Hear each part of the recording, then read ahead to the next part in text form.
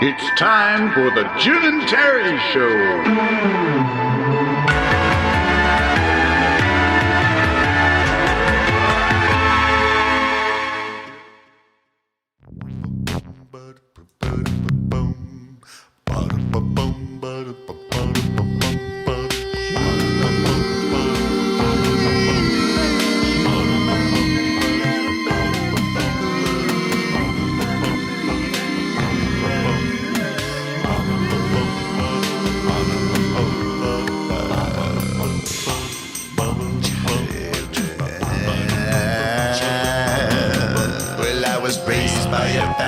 To keep the law, to be a law-abiding citizen, and all that I saw, and I could never lie, and I could never cheat, and I could never do the things that I saw on TV, but it was nonsense to me.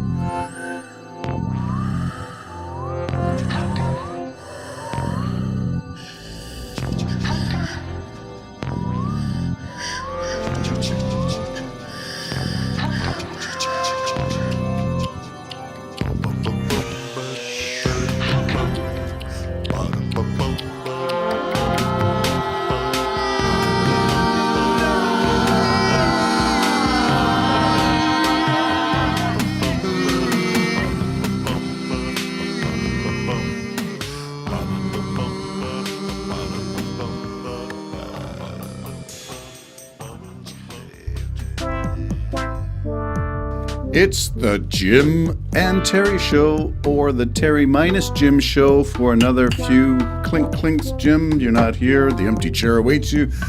Still doing this monologue for the time being.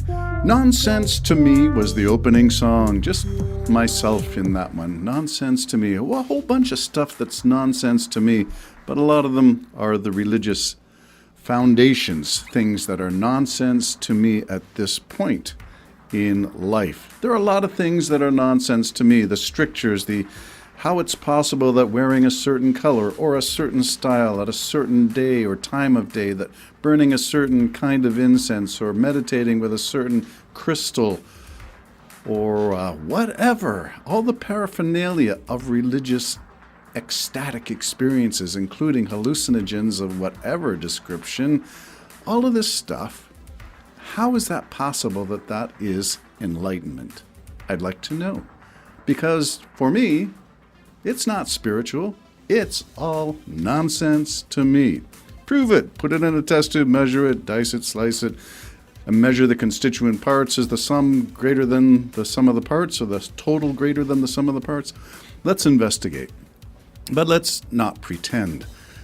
And that goes for some of my great well-intended health remedies that are supposed to reduce the duration of your cold, reduce the intensity of your cold, or ivermectin works on COVID. Okay, you can say whatever you want, but it's all nonsense to me until you can prove it. What else is nonsense? There's a whole bunch this week in the news if you're following all kinds of breaking news. But one that kind of lodged in my craw was one that echoed because I had a close encounter with someone who articulated this. When the intruder, who happened to be a Canadian, broke into the Pelosi home in California and assaulted the 81-year-old Paul Pelosi with a hammer, bludgeoned him, would be a more accurate description, the right wing, the far right, the moderate right, the right, were out of their right mind. They made all kinds of allegations, including Elon Musk on Twitter, that perhaps there's more to the story. I think Elon Musk's words were. More to the story what? Because Paul Pelosi was found in his underwear with a shirt on to cover his underwear. He was accosted in the middle of the night. What else would you expect him to be wearing? Hurry up and get dressed so I can assault you with a hammer? I'm not sure what they were thinking, but people on the far right argued that it was a gay tryst and there was something nefarious about Pelosi, and whispers started to happen.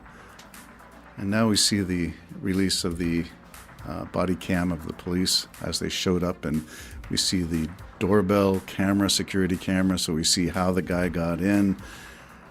And I think it's all what the right wing has spread, and misinformation and disinformation, deliberately obfuscating what went on for their own political, social, and religious agendas, needs to be called into account. You can't get away making up. Yes, that was a little bleep, deleted. You can't get away with that stuff. So that's just one that is nonsense to me.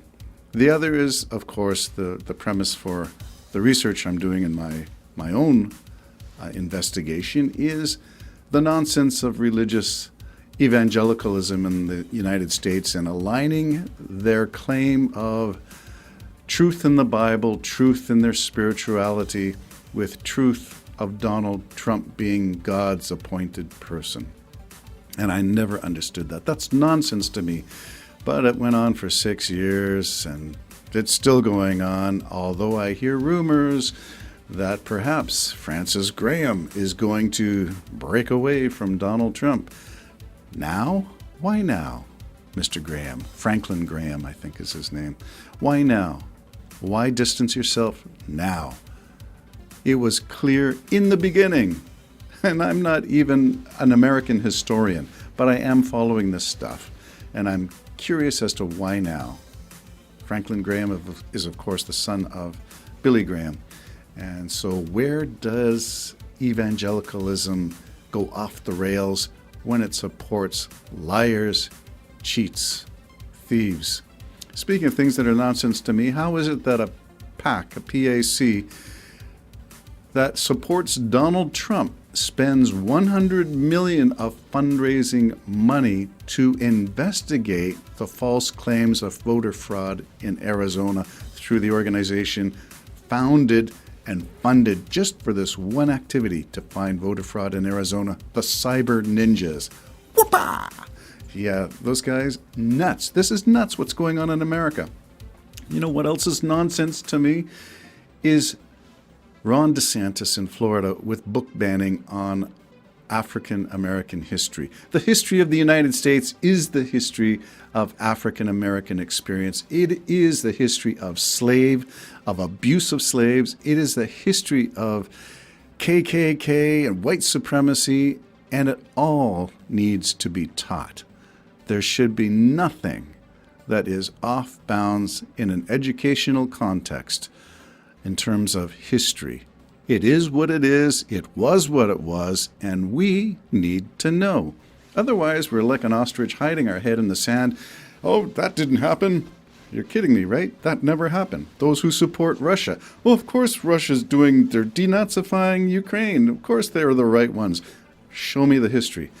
And in terms of history, I've mentioned this anecdote once or twice before. My own experience at the University of Waterloo at a history colloquium in which at that time, East German scholars of Reformation history were invited to talk and give a presentation about their particular area of expertise. And of course, many of the German sources of original language sources of Reformation history were in Germany and areas that were occupied by East German at that time. So the scholars were from that area. But the version of history that these so-called scholars were speaking about shocked me. It was totally state-sponsored propaganda that resembled nothing compared to the sources that I had become familiar with through my studies at the University of Waterloo. So there's my first encounter with how material, even history, can serve a political propaganda agenda. Of course, it was the Union of Soviet Socialist Republics at the time that I was encountering this information. The loose word is revisionism. When you go back and you rewrite stuff to sanitize it, make it clean. And that is nonsense to me, but it is done, and we need to know about it when it happens. That's why it's important to know your sources, why it's important to read, why it's important to listen to other people with other points of view. Nonsense to me, a whole bunch, this morning on The Jim and Terry Show. Bye-bye for now.